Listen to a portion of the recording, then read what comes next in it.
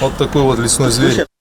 За красивой добротной шкурой скрывается зверь, который наводит страх и ужас на людей. Сергей Сударев охотился за опасным хищником долго. Около 2 месяцев назад ему рассказали местные жители, что в районе Максаковки орудует волк. Регулярные объезды территорий, осмотры следов и троп дали свои плоды. Целенаправленно, конечно же, идешь. Целенаправленно идешь, там уже скрадываешь, смотришь, что как, тропы смотришь. Вот. Заметил, что действительно зверь попался, там уже дело техники. Зверя добивать надо. Преследование волка сняли в СНТ «Лесное-2». Так люди пытались прогнать хищника, чтобы он не добрался до хозяйских собак. За последнее время волков видели в Нижнем Чове, пригороде Сыктывкара, а следы их расправы с местным псом находили в Шордоре. Отследить перемещение серых не так просто. Только за ночь они могут пробегать от 40 до 70 километров. Но если удача и зоркий глаз охотника не подвели, за добычу заплатят 20 тысяч рублей и дадут лицензию на лося. Правда, сначала нужно привезти шкуру в лесничество, где ее принимают по всем правилам.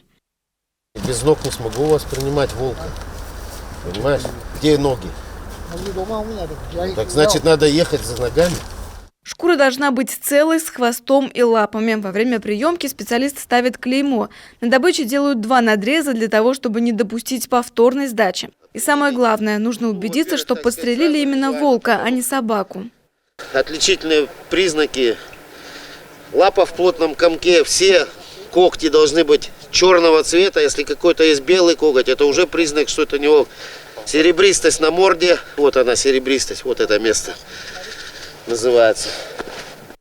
Это второй добытый волк Григория Габова. Он увлекся охотой 40 лет назад. Но взять санитара леса – задача сложная, требует много времени и сил. Поэтому считают, что поощрения охотников необходимы. Вот хорошо, что премию обозначили такую серьезную, да, то есть для простого охотника это хорошая сумма, 20 тысяч.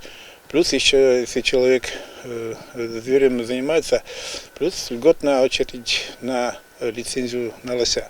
То есть это привлекает охотников, да, то есть надо продолжать. Я в старые времена помню, вот тоже ведь и премию давали, то есть даже не жалели денег с вертолетов, специальные вылеты делали с вертолетов, как бы истребляли. Это страшный хищник. За 2024 год удалось добыть 35 особей. Больше всего волков – 8 пострелили в Усть-Куломском районе, по 6 тушек в Усть-Цилимском, Княжпогосском и Сыктывдинском районах. В остальных муниципалитетах по 1-2. Екатерина Родина, Павел Люлян-Мин, телеканал Юрган.